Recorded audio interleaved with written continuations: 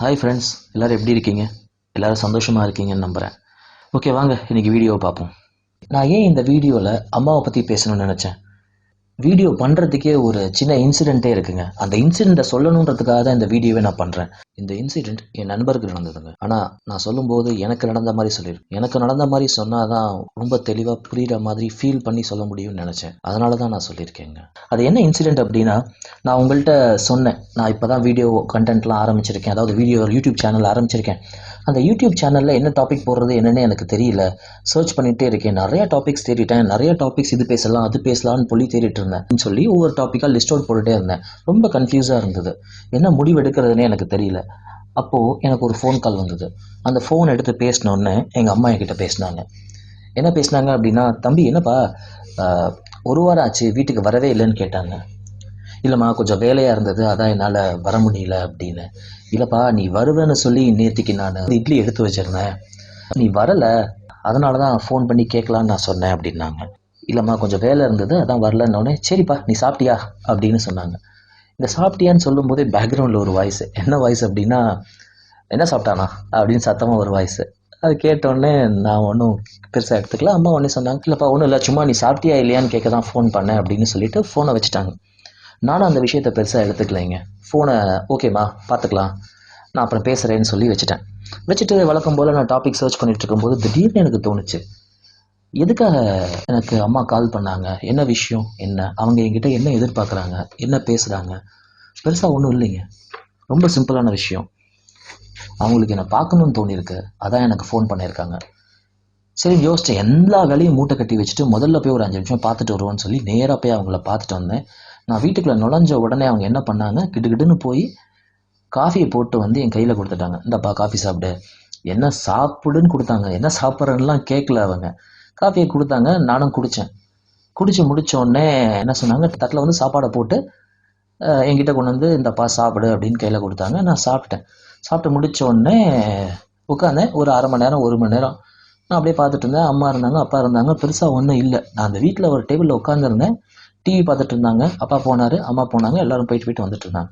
பெருசாக ஒன்றும் நடக்கல. அரை மணி நேரம் கழிச்சோன்னா நான் போயிட்டு வரேன்ப்பா அப்படின்னு. சரிப்பா போயிட்டு வான்னு அப்பா சொன்னார். அம்மா சொன்னாங்க சரி நான் போயிட்டு வரேன்னு சொன்னாங்க. நானும் போயிட்டு வரேன்னு வெளில வந்துட்டேன். நான் வெளில வரும்போது நான் வெளில கேட்டை மூடுற வரைக்கும் எங்கள் அம்மா வெளியில் வந்து நின்று பார்த்துட்டு இருக்காங்க. எங்கள் அப்பா பின்னாடி நிலப்படிக்கிட்டே நின்றுட்டு இருக்காரு. என்ன பண்ணுறேன், எங்கள் போகிற கிளம்பிட்டானா என்னன்ட்டு. இது என்ன சொல்கிறதுன்னு எனக்கு தெரியல. எனக்கு தோன்றது அப்படின்னு நான் சொல்லணும்னு நினச்சேன். இந்த விஷயம்லாம் நடந்ததுக்கப்புறம் தான் நான் யோசித்தேன், சரி அம்மாவை பற்றி ஒரு வீடியோ போடணும் அப்படின்னு நான் நினச்சி வீடியோவை கண்டென்ட்டை ரெடி பண்ணேன். இந்த விஷயம்லாம் நடந்ததுக்கப்புறம் நான் யோசித்தேன், எனக்கு பிடிச்ச சாப்பாடை சமைச்சு வச்சுருந்தாங்க. நான் வருவேன்னு அவங்களுக்கு எப்படி தெரியும்? நான் வீட்டுக்குள்ளே வந்தோடனே எனக்கு காஃபி போட்டு வந்து கையில் கொடுத்தாங்க. காஃபி குடிச்சிட்டு வைக்கிறதுக்குள்ளே உடனே எனக்கு பிடிச்சதை போட்டு பிசைஞ்சு எடுத்துகிட்டு வந்து கையில் கொடுத்துட்டாங்க. இதெல்லாம் எப்படி அவங்களுக்கு தெரிஞ்சது? நீங்கள் கூட யோசிக்கலாம், வீட்டுக்கு யார் வந்தாலும் காஃபி போட தானே செய்வாங்க, வீட்டுக்கு பையன் வந்தோடனே சாப்பிட்றதுக்கு ஏதாவது கொடுக்க தானே செய்வாங்க அப்படின்ட்டு. கரெக்டு தான். நான் வீட்டுக்குள்ளே வந்தோடனே அவங்க எனக்கு வந்து என்னப்பா நல்லா இருக்கியா, வாப்பா, அட்லீஸ்ட் வாப்பான்னு ஒரு வார்த்தை என்னை கூப்பிட்டுருக்கலாம் அவங்க. அப்படி இல்லை, உள்ளே நுழைஞ்ச உடனே காஃபி போட்டு வந்து கொடுத்தாங்க. சாப்பாடில் எனக்கு பிடிச்சதான் இன்றைக்கி சமைச்சு வச்சுருந்தாங்க. அப்போ என்ன அர்த்தம் அப்படின்னா, எனக்கு ஃபோன் பண்ணி ஒரு வார்த்தை பேசினா நான் அவங்கள நேரில் பார்க்க வருவேன் அப்படிங்கிறது அவங்களுக்கு தெரிஞ்சிருக்கு. அது தெரிஞ்சதுனால தான் எனக்கு பிடிச்சதை சமைச்சு வச்சாங்க. நான் வருவேன்னு சொல்லி தான் டிகாஷன்லேருந்து எல்லாம் பால்லேருந்து ரெடி பண்ணி வச்சு உடனே போட்டு ரெடி பண்ணி கொடுத்தாங்க. 2 நிமிஷம் கூட இல்லை, டக்குன்னு போட்டு வந்து கையில் கொடுத்துட்டாங்க. அப்போ எல்லாமே அவங்க ரெடியாக வச்சுருக்காங்க. இதுதாங்க அம்மா. நமக்கு என்ன தேவை அப்படிங்கிறது அவங்களுக்கு கண்டிப்பாக தெரிஞ்சிருக்கும். அதனால் இதை எப்படி புரியறது, இது வந்து சொல்கிறது இல்லைங்க, புரிஞ்சுக்கிறது. அவங்க நம்மளை பற்றி நமக்கு தெரிஞ்சதை விட நம்மளை பற்றி நம்ம அம்மாவுக்கு தாங்க நிறையா தெரியும். இந்த இன்சிடெண்ட்டை வளன்னு நான் இழுக்க விரும்பலை, ஸ்ட்ரைட்டாக விஷயத்துக்கு வந்துடுறேன்.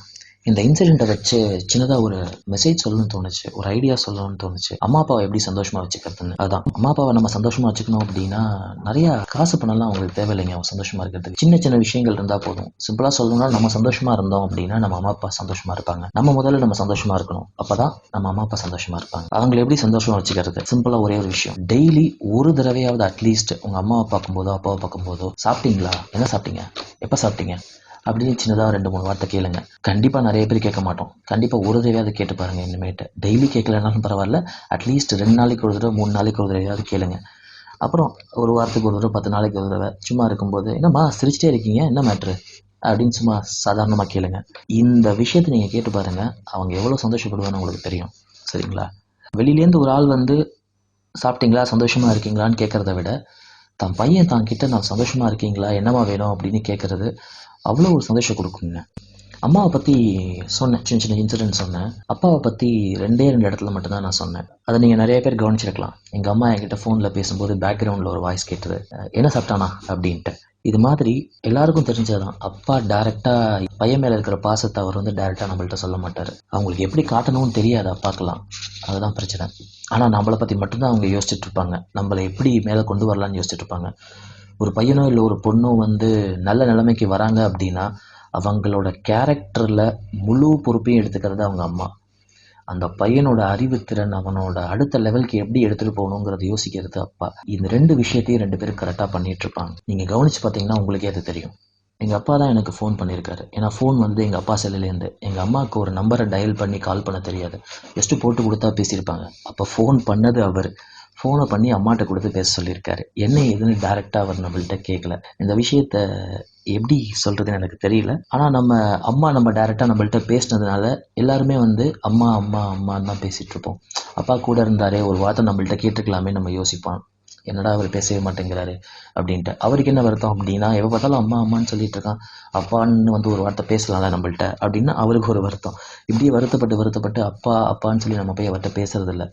போய் ஒரு வார்த்தையாவது கேளுங்க. இதே மாதிரி அவர்கிட்டையும் கேளுங்க, என்னப்பா நல்லா இருக்கீங்களா, சாப்பிட்டீங்களா, என்ன விஷயம் என்னன்னு சும்மா விசாரிங்க, போதும். பெருசாக ஒன்றும் வேணாம். அவர் அவ்வளோ சந்தோஷப்படுவார். வார்த்தைகள் ரொம்ப எனக்கு தேடி சொல்ல தெரியல, அவ்வளோ ஒரு ஊடல் இருக்கும். அவ்வளோதாங்க இந்த வீடியோ, பெருசாக ஒன்றும் இல்லை. ரொம்ப ரொம்ப சின்ன விஷயந்தான் சொல்லணும்னு நினச்சேன், ஆனால் முக்கியமான விஷயம்னு தோணுச்சு, அதனால தான் உடனே சொன்னேன். ஒரே விஷயங்க, நம்ம சந்தோஷமாக இருப்போம், அப்பா அம்மாவை சந்தோஷமாக வச்சுப்போம். அப்பா அம்மாவை சந்தோஷமாக வச்சுக்கிறதுக்கு என்னென்ன வழியோ அதெல்லாம் நம்ம செய்வோம். அவங்க நல்லா இருந்தாங்கன்னா நம்ம நல்லா இருப்போம். இந்த வீடியோவை பொறுமையாக கேட்டதுக்கு ரொம்ப நன்றிங்க. அப்புறம் உங்களுக்கு என்ன தோணுதோ நீங்கள் கமெண்ட்ஸில் சொல்லலாம். பாசிட்டிவாக இருந்தாலும் சரி, நெகட்டிவாக இருந்தாலும் சரி. நான் பேசுகிற விதம் உங்களுக்கு பிடிக்கல, இல்லை ரொம்ப ஸ்லோவாக பேசுகிறேன், ரொம்ப சினிமாட்டிக்காக பேசுகிறேன், இல்லை ரொம்ப யதார்த்தமாக பேசுகிறேன் அப்படின்னு தோணுச்சு அப்படின்னா நீங்கள் சொல்லுங்கள், நான் கரெக்ட் பண்ணிக்கிறேன். இல்லை என்ன மாதிரி என்னை நான் மாற்றிக்கணும்னு நீங்கள் சொல்கிறீங்களோ நான் மாற்றி நான் பேச ரெடியாக இருக்கேன். என்னை பொறுத்த வரைக்கும் எனக்கு தெரிஞ்சது என்கிட்ட மட்டும் இருக்கக்கூடாது, அது மற்றவங்களுக்கும் ரீச் ஆகணும்னு நான் நினைக்கிறேன். அதனால தான் நான் வீடியோவை போட ஆரம்பித்தேன். இந்த வீடியோ போட ஆரம்பித்தது நான் எப்போ யோசித்ததுன்னு சொன்னால் எல்லாருமே சிரிப்பாங்க. 2013 யோசித்தது. எனக்கு என்ன தெரியுதோ நான் என் வீடியோவை போட்டுடுறேன், அது யூடியூப்பில் வரட்டும். ஆனால் என்னால் அன்றைக்கி பண்ண முடியல. ஏன்னா 2013 என்கிட்ட இந்த அளவு ஒரு மொபைல் ஃபெசிலிட்டி இல்லை. அந்த டைமில் எனக்கு அந்த அளவு மெச்சூரிட்டியும் இல்லை. உண்மையாக சொன்னால் அதுதான், என்கிட்ட மொபைலில் கேமராவோட லேப்டாப்போட எதுவும் ஃபெசிலிட்டி இல்லை. அதே சமயம் ஒரு மெச்சூரிட்டி இல்லை. என்ன பண்ணும் என்னன்ட்டு ஒரு வேகத்தில் பண்ணலான்னு யோசித்தேன், ஆனால் என்னால் பண்ண முடியல. ஆனால் இன்னைக்கு இருக்கிற சுச்சுவேஷனில் நான் இதை பண்ணணும் அப்படின்னு யோசித்தேன். எனக்கு தெரிஞ்சதை மற்றவங்கள்ட்ட சொல்கிறதுல தப்பு இல்லையே அப்படின்னு யோசிச்சனால தான் இந்த வீடியோ போடுறேன். அப்புறம் வழக்கம் போல் இந்த சேனலை சப்ஸ்கிரைப் பண்ணிவிடுங்க. நீங்கள் என்ன சொல்லணும்னு நினைக்கிறீங்களோ அது கமெண்ட்டில் சொல்லுங்கள். இப்போ மறக்காமல் சேனலை சப்ஸ்கிரைப் பண்ணிவிடுங்க. நான் போடுற வீடியோ உங்களுக்கு பிடிச்சிருந்தா லைக் பண்ணுங்கள், ஷேர் பண்ணுங்கள். தேங்க்ஸ் ஃபார் வாட்சிங்.